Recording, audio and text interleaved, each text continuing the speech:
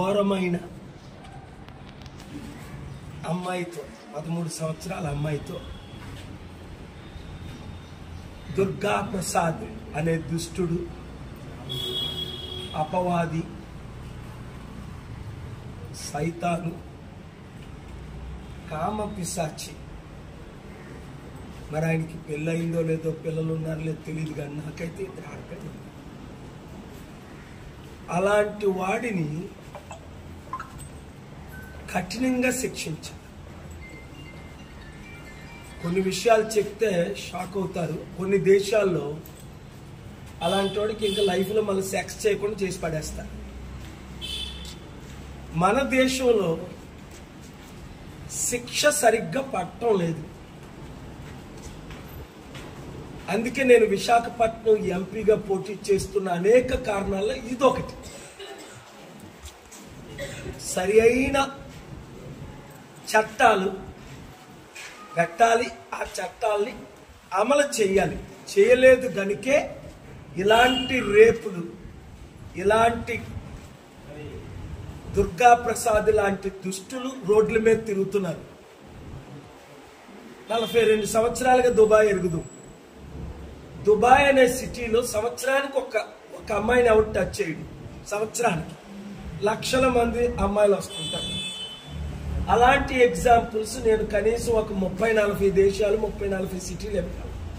మరి ఇక్కడెందుకు అమ్మాయిలు, స్కూల్లో చదువుకున్న అమ్మాయిలు ప్రెగ్నెంట్ చేసేస్తున్నారు. 13 సంవత్సరాల అమ్మాయిల్ని, రోడ్ల మీద వెళ్తున్న అమ్మాయిల్ని చంపేస్తున్నారు. నడి రోడ్డు మీద రేప్ చేసి, ఢిల్లీలో మనం చూసాం, బస్సులోనే దుష్టులు 5-6 రేప్ చేయడం, మందిరాల్లో రేప్ చేయడం, ఇది ఎక్కువ అయిపోయింది. పాపం ఆకాశాన్ని అంటుకుంది. విరుద్ధమే. ఇప్పుడు నారాయణ స్కూల్ని క్లోజ్ చేసి మరి కొంతమంది డిమాండ్ చేస్తున్నారు. అది తప్పు. ఇక్కడ 1000 మంది, ఇప్పుడే స్టాఫ్తో మాట్లాడారు, 1000 మంది పిల్లలు ఉన్నారు, చదువుకుంటున్నారు. వాళ్ళ సంగతి ఏంటి? ఒక దుష్టుడు కొరకు ఒక స్కూల్ను మూసేస్తారా? అది రాంగ్. లేదా ఇక్కడ స్టాఫ్ హెడ్ అని సస్పెండ్ చేయమని ఇన్వెస్టిగేట్ చేయండి. తను నేను అడిగాను ఆ మేడంని, మీకు తెలుసా ఈ విషయం? సార్, నాకు 2 పిల్లలు, ఆడపిల్లలు, నా కూతురు కూడా గత సంవత్సరం ఇక్కడే చదువుకుంది. తెలిస్తే నేను ఇలాగ ఎవరైనా ఒక తల్లిగా, ఒక హెడ్గా నేను చేస్తానా అన్న ఇన్వెస్టిగేషన్ చేయండి. నాన్ బెయిలబుల్ వారెంట్లో పెట్టండి. సరి అయిన పనిష్మెంట్. నేనే ఒక ముఖ్యమంత్రిని అయి ఉంటే కేసీఆర్ అన్నాడు, కళ్ళు పీకేస్తాను ఆడవాళ్ళ వైపు చూస్తే అని కుర్రోళ్ళకి. ఆయన కళ్ళు ఎప్పి ఇప్పుడు చూడలేదు. 10 సంవత్సరాలు లక్షల, 100,000 రేపులు అయినా ఏం పట్టించుకోలేదు, చూడలేదు. ఈ రాజకీయ నాయకుల్ని మనం నమ్మలేకపోతున్నాం.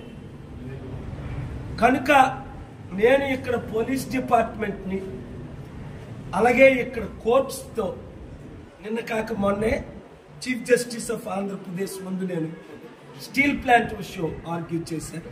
చాలా గ్రేసియస్గా పోస్ట్ చేశాను. చీఫ్ జస్టిస్ ఆఫ్ ఇండియాతో మాట్లాడాను. ఇలాంటి విషయాలు, జస్టిస్ సిస్టమ్ స్ట్రాంగ్గా ఉండాలి. పోలీస్ డిపార్ట్మెంట్ ఎట్టి పరిస్థితుల్లో ఇలాంటి వాళ్ళు విడిచిపెట్టకూడదు. అమ్మాయిలు మీరేం చేయాలంటే, ఎవరైనా దుష్టులు, దుర్మార్గులు ఇలాంటి మిమ్మల్ని టచ్ చేస్తున్నారు లేదా మీకు విరుద్ధంగా ఇదని చేస్తున్నప్పుడు వెంటనే మీ పేరెంట్స్కో, అన్నదమ్ములకో, అక్క చెల్లెలకో, ఫ్రెండ్స్కో, టీచర్స్కో మీరు చెప్పాలి, ఆలస్యం లేకుండా. ఈ కుటుంబం కొరకు ప్రార్థించండి, పేర్లు చెప్పొద్దు. ఆ చంటి బిడ్డ 13 సంవత్సరాల అమ్మాయికి ఏ హాని జరగకూడదని ప్రార్థించండి. వారి తల్లిదండ్రులకి ఏ హాని జరగకూడదని ప్రార్థించండి. ఎవరు సూసైడ్ చేసుకోకూడదు. ఇది నా మెసేజ్ మీ మీడియా ద్వారా ఆ అమ్మాయికి చెప్తున్నాను, అమ్మాయి తల్లిదండ్రులకు చెప్తున్నాను. అలాగే ఇలాంటి రేప్ కేసు రేప్ విక్టమ్స్ అంటారు దాన్ని, అలాంటి వారందరికీ నేను దీవిస్తున్నాను, చేతులు జోడించి చెప్తున్నాను, మీరు ఆత్మహత్యలు చేసుకోకండి. 7569441275కి మీరు టెక్స్ట్ మెసేజ్ పెట్టండి. మేము కౌన్సిలింగ్ ఇప్పిస్తాం మీకు ఉచితంగా. అవసరమైతే నేను మీ ఇంటికి వచ్చి కౌన్సిలింగ్ ఇస్తాను, ప్రార్థిస్తాం, మిమ్మల్ని కాపాడుతాం. ఇలాంటి జరగకుండా ఎలాంటి చట్టాలు రావాలి, ఎలాగ శిక్ష పడాలో అవన్నీ మేము చూసుకుంటాం. Thank you very much.